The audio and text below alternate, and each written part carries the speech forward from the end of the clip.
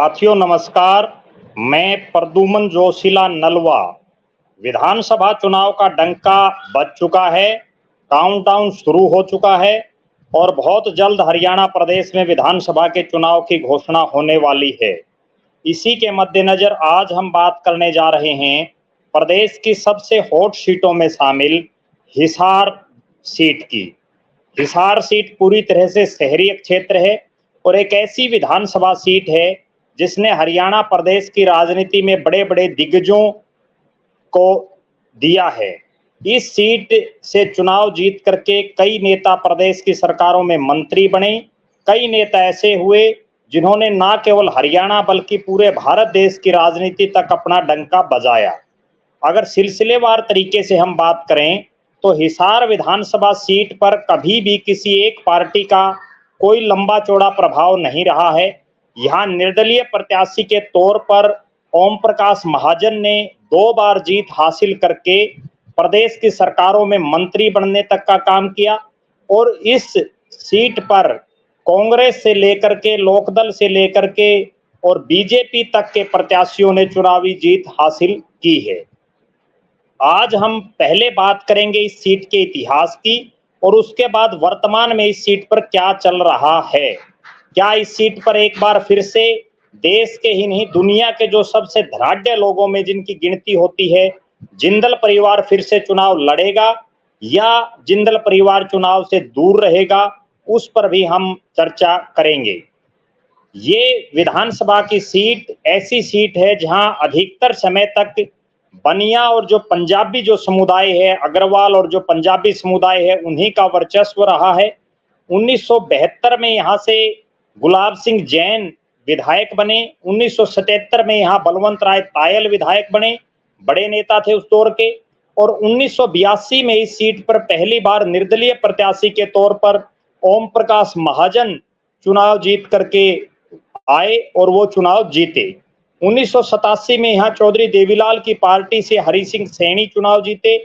1991 में इस सीट पर नलवा गांव के निवासी ओम प्रकाश जिंदल ने चुनाव लड़ा और ओम प्रकाश जिंदल यहां से चुनाव जीतने में कामयाब रहे।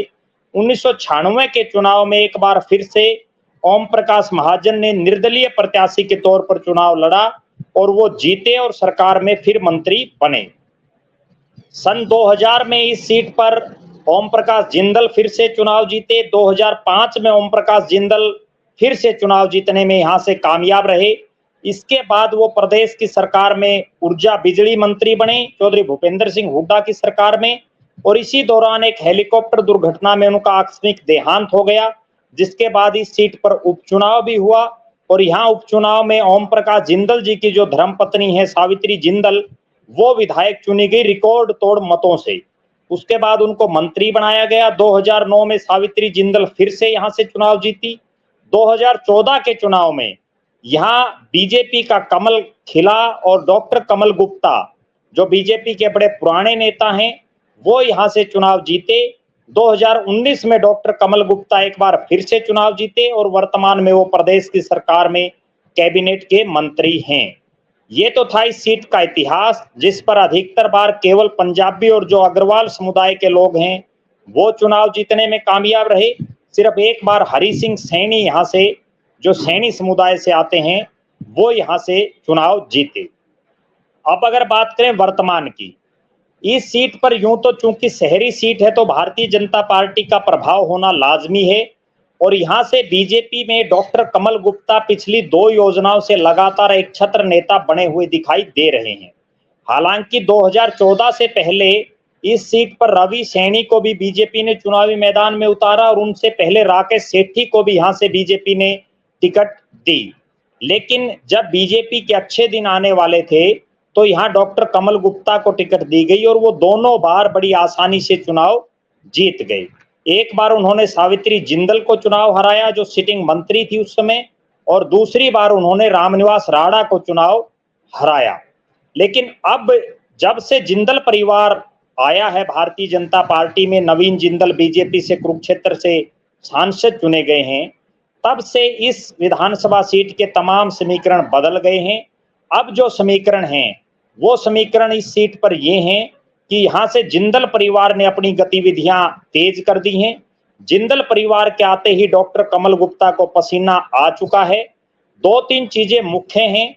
एक तो जब लोकसभा का चुनाव था तो उस दौरान डॉक्टर कमल गुप्ता को हिसार शहर की पूरी कमान दी हुई थी। दो नेताओं को पूरी कमान थी, डॉक्टर कमल गुप्ता और गौतम सरदाना, जो नगर निगम के निवर्तमान मेयर हैं। लेकिन दोनों ही बीजेपी के प्रत्याशी को जितनी वो बता रहे थे उससे आधी जीत भी नहीं दिला सके। दोनों नेता बार बार 80,000 से ज्यादा वोटों से चौधरी रणजीत सिंह को हिसार से जिताने के लंबे चौड़े दावे कर रहे थे। और चूंकि जिंदल परिवार खुद कुरुक्षेत्र के चुनावी समर में फंसा हुआ था, इसलिए सावित्री जिंदल बहुत कम समय यहां दे पाई। नवीन जिंदल भी कुछ एक घंटे हिसार में लगा पाए। इन सब के बावजूद जो डॉक्टर कमल गुप्ता और गौतम सरदाना को कमान दी गई, उस कमान का नतीजा ये रहा कि चौधरी रणजीत सिंह की जीत बहुत छोटी रही हिसार शहर में। उसके बाद हिसार में तमाम समीकरण कमल गुप्ता और गौतम सरदाना के गड़बड़ा गए हैं। अब हालात ये है और चप्पे चप्पे पर यह चर्चा है कि हिसार से अगर जिंदल परिवार को चुनावी मैदान में उतारा जाता है, सावित्री जिंदल, नवीन जिंदल की जो माताजी हैं, ओम प्रकाश जिंदल जी की धर्मपत्नी है, अगर वो चुनाव लड़ती हैं तो बीजेपी इस सीट को बचाने में कामयाब रहेगी। वरना अगर डॉक्टर कमल गुप्ता पर एक बार फिर से दाव खेला गया तो वो दाव बीजेपी का उल्टा पड़ सकता है। उसके पीछे जो कारण है वो ये है कि डॉक्टर कमल गुप्ता अपने लगभग 10 साल के कार्यकाल में हिसार में कोई विशेष विकास का कार्य नहीं करवा पाए। बार बार केवल एयरपोर्ट की दुहाई देना, बार बार बस स्टैंड को नई जगह शिफ्ट करना, जिस पर जब से सावित्री जिंदल का एक बयान आया कि शहर की जनता नहीं चाहती कि ये बस स्टैंड शिफ्ट हो और मैं इसको किसी भी हालात में शिफ्ट नहीं होने दूंगी, तब एकाएक कमल गुप्ता ने जो उनका 10 साल से जिस पर वो बार बार प्रेस कॉन्फ्रेंस कर रहे थे, बार बार लोगों को नए बस स्टैंड बनाने की दिलासाएं दे रहे थे, उस पर यू टर्न लेना पड़ा और तुरंत अपनी बात को काट करके, खुद की बात को काट करके उन्हें सावित्री जिंदल की बात में हामी भरनी पड़ी।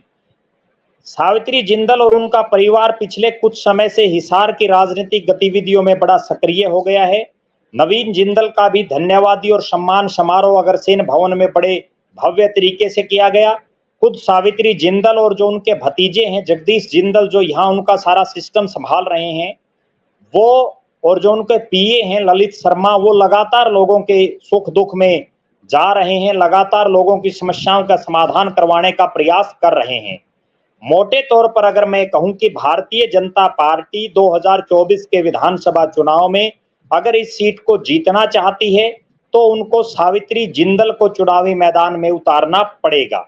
यहाँ एक बात तय है कि बीजेपी की तरफ से अग्रवाल समुदाय से ही प्रत्याशी आएगा और चूंकि कमल गुप्ता 10 साल विधायक और मंत्री रहने के बावजूद इलाके में की जनता उनसे खुश नहीं है, वो बहुत कुछ नहीं कर पाए, केवल राष्ट्रवाद के नाम पर भाषण झाड़ने का काम उन्होंने 10 साल में किया।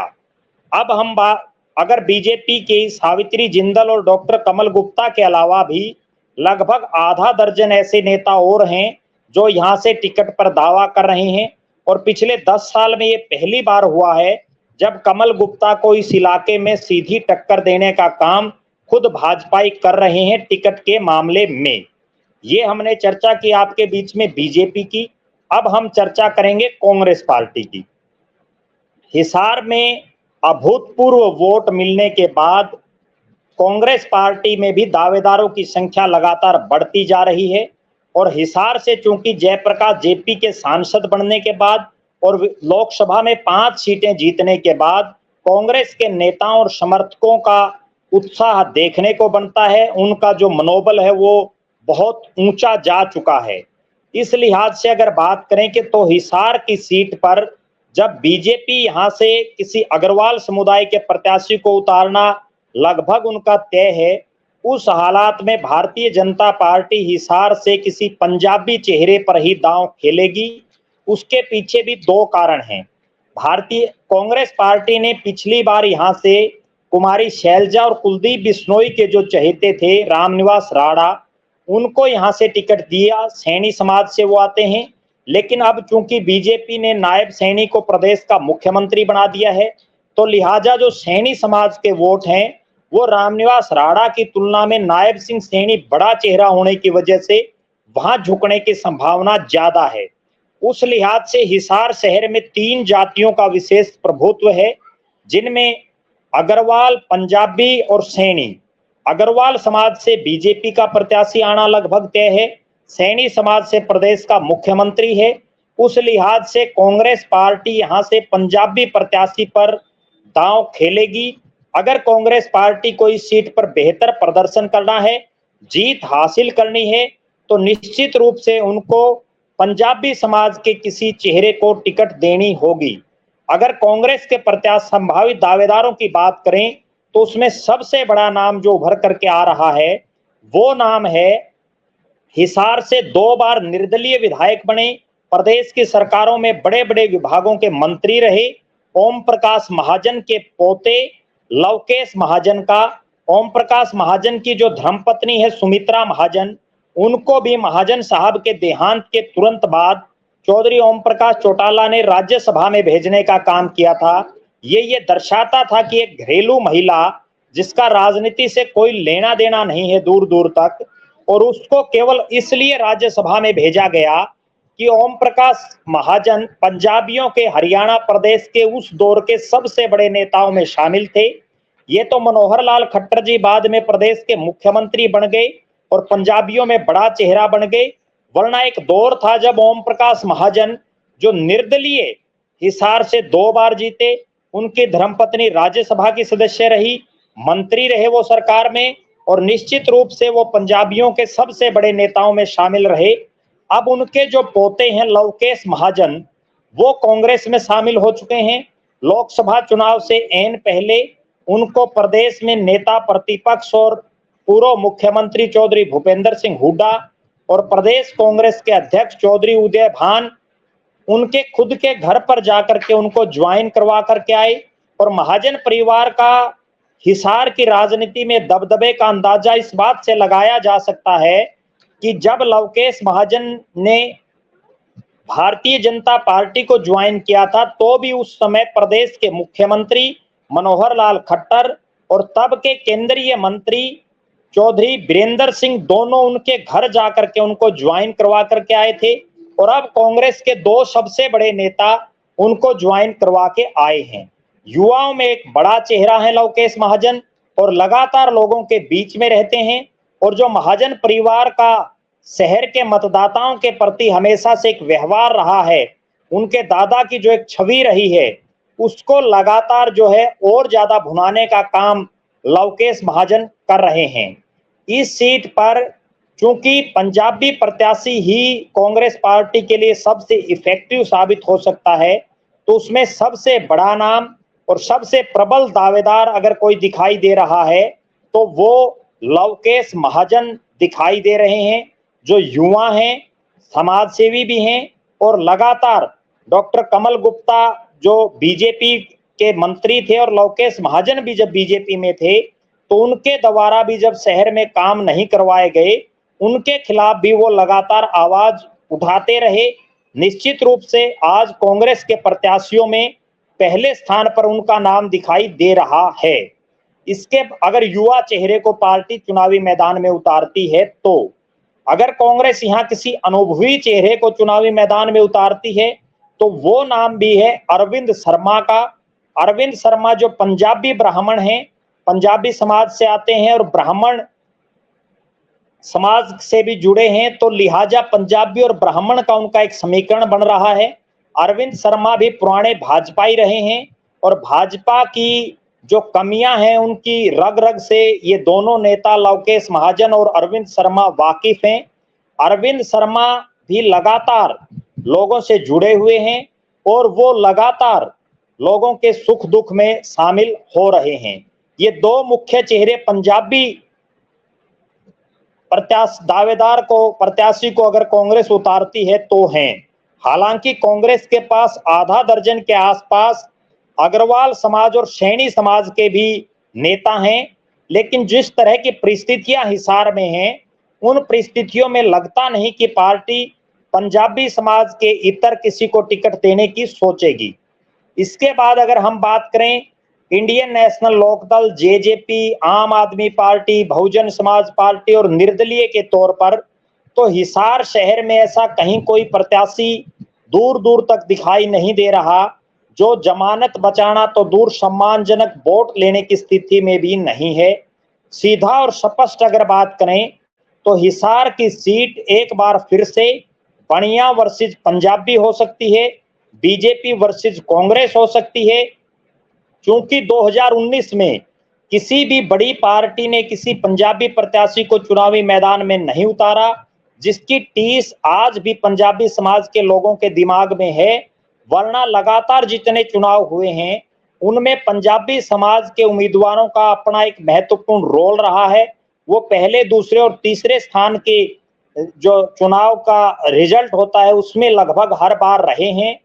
तो देखना यह है कि इस बार एक बार फिर से क्या वही जिंदल वर्सेस महाजन का दौर फिर से आएगा हिसार में, क्योंकि जिंदल वर्सेस महाजन के चुनाव कई हो चुके हैं। दोनों का नाम ओम प्रकाश से है, ओम प्रकाश जिंदल और ओम प्रकाश महाजन। अब दोनों ही संसार में नहीं है, लिहाजा दोनों की जो अगली पीढ़ियां हैं वो राजनीति में हैं। तो एक तरफ सावित्री होंगी और दूसरी तरफ लवकेश होंगे। इस तरह के जो हालात बनते दिखाई दे रहे हैं इस पर हमारी नजरें बनी रहेंगी।